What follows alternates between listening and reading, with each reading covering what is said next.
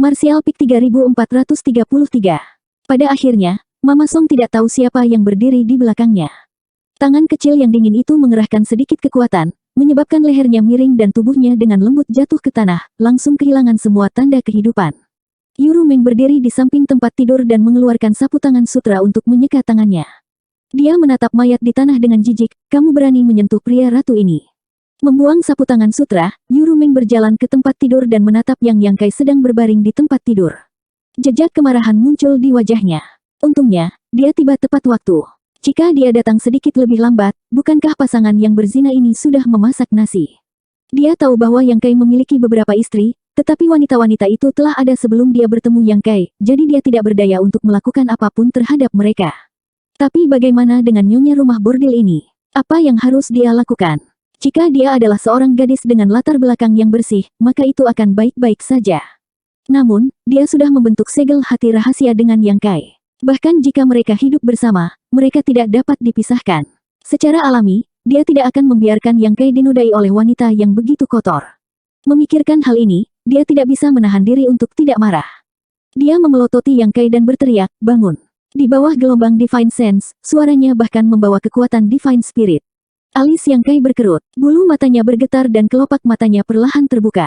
Mata mereka bertemu dan kemarahan Yuru Meng tiba-tiba menghilang tanpa jejak. Ini karena pria di depannya dalam keadaan yang sangat aneh. Matanya yang gelap diselimuti perasaan putus asa, seolah-olah semua cahaya di dunia telah diblokir.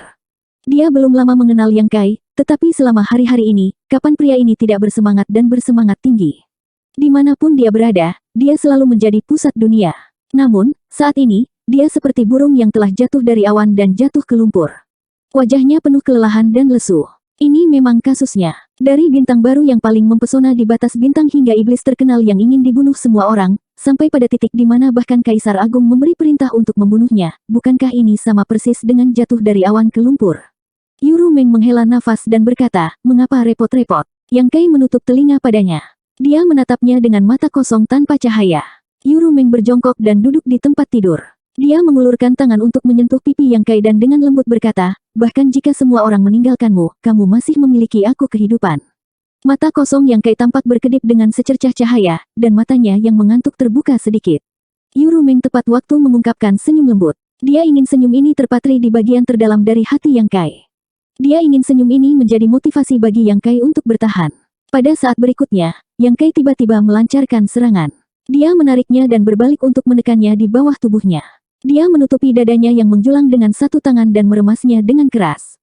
Dia tidak memiliki perasaan protektif untuk jenis kelamin yang lebih adil. Tangannya yang lain meraih ikat pinggangnya dan langsung merobeknya. Mulutnya yang berbau alkohol dengan tidak hati-hati mencium bibir Yuru Meng. Yuru Meng mengerang dan berjuang tanpa henti. Namun, bagaimana dia bisa menahan kekuatan Yang Kai? Seluruh tubuhnya ditekan dengan kuat di bawah tubuhnya dan dia tidak bisa bergerak sama sekali. Merasa pakaiannya cepat ditanggalkan, Yuru Meng langsung panik. Dia menoleh dan berkata, "Berhenti, kamu menyakitiku." Yang Kai menutup telinga terhadap kata-katanya.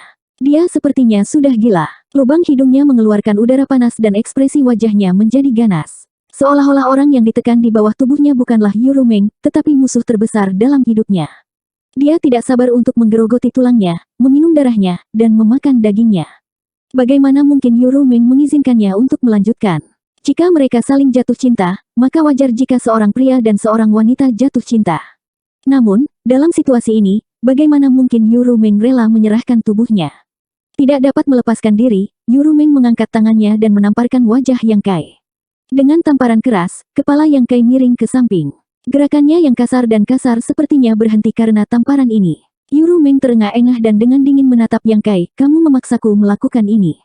Yang Kai tidak bergerak, seolah-olah mantra telah dilemparkan padanya.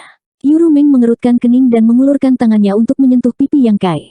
Dia berkata selembut mungkin, "Aku tidak ingin memukulmu, tapi bangunlah. Apakah kamu tahu apa yang kamu lakukan?" Yang Kai tampaknya tidak tertarik untuk menjawab. Atau lebih tepatnya, dia terlalu malas untuk menjawab. Dia hanya mengabaikannya dan perlahan turun dari tubuhnya. Dia dengan santai mengambil selimut dan membungkusnya di tubuhnya. Kemudian, dia duduk di meja dan mengambil sebotol anggur. Dia mengangkat kepalanya dan menuangkannya ke mulutnya. Di belakangnya, Yuru Meng mengenakan pakaiannya. Ketika dia selesai, dia berjalan mendekat dan melihat bahwa Yang Kai sudah meminum beberapa pot anggur. Yuru Meng dengan santai duduk dan diam-diam menatapnya. Dia dengan lembut berkata, jangan minum lagi. Seperti yang diharapkan, Yang Kai masih tidak punya niat untuk menanggapi. Setelah mengulanginya beberapa kali, Yuru Meng mengambil teko anggur dari tangan Yang Kai. Dia mengertakkan gigi dan berkata, aku menyuruhmu berhenti minum. Berikan padaku. Yang Kai menoleh dan menatapnya dengan ekspresi dingin. Ada niat membunuh yang jelas di matanya. Yuru Meng mengangkat dagunya yang halus, apa? Kamu ingin membunuhku? Jika kamu mau, maka lakukanlah. Saat dia mengatakan ini, dia berinisiatif untuk meregangkan lehernya. Seolah-olah dia tidak akan menolak. Mata Yang Kai berkilat dengan ekspresi perjuangan. Pada akhirnya, dia tidak melakukan apa-apa. Dia hanya memegang kepalanya dengan menyakitkan dan dengan pahit berkata, aku hanya ingin mabuk. Mengapa kamu menghentikanku? Aku tahu kamu tidak tahan. Yuru Meng tersenyum. Tidak diketahui apa yang membuatnya senang, tetapi ada rasa puas diri.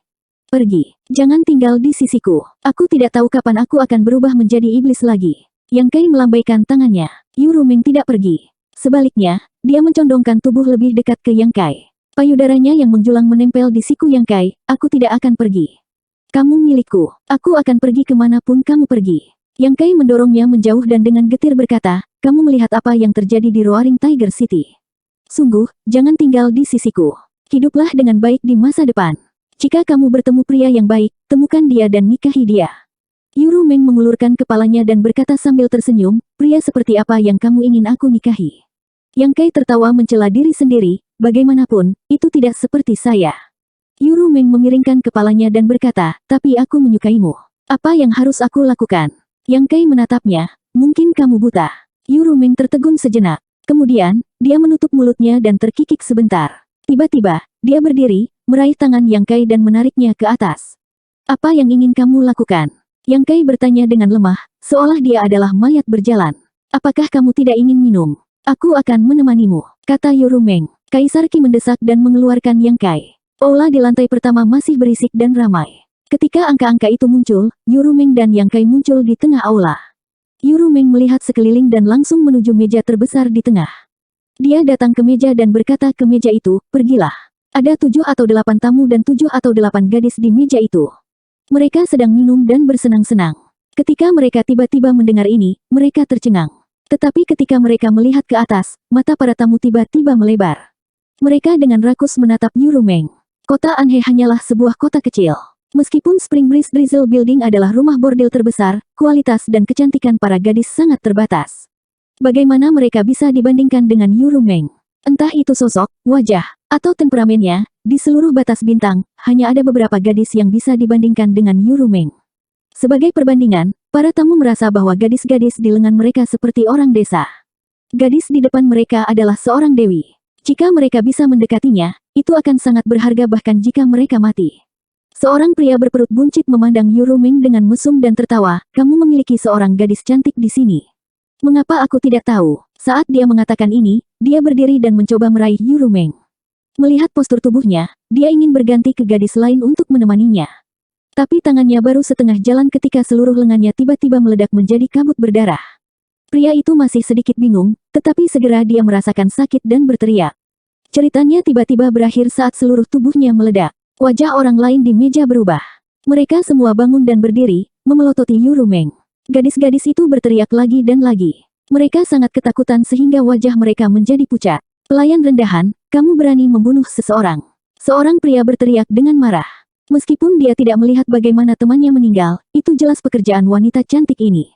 Saat dia berbicara, dia mengangkat tangannya dan memanggil pedang panjang, bersiap untuk menikamnya. Yuru Meng dengan dingin menatapnya. Cahaya aneh melintas di matanya. Pria itu tertegun di tempat. Pada saat berikutnya, pedang panjang di tangannya menusuk langsung ke dadanya. Dengan suara puci, darah berceceran di mana-mana. Pria itu jatuh lemas ke tanah, tetapi sebelum dia meninggal, senyum puas masih menggantung di wajahnya. Adegan yang tak terbayangkan seperti itu benar-benar mengejutkan semua orang. Seluruh aula tiba-tiba menjadi sunyi. Orang-orang yang tersisa semuanya menelan seteguk air liur. Baru sekarang mereka menyadari bahwa kultivasi wanita di depan mereka ini sangat tinggi.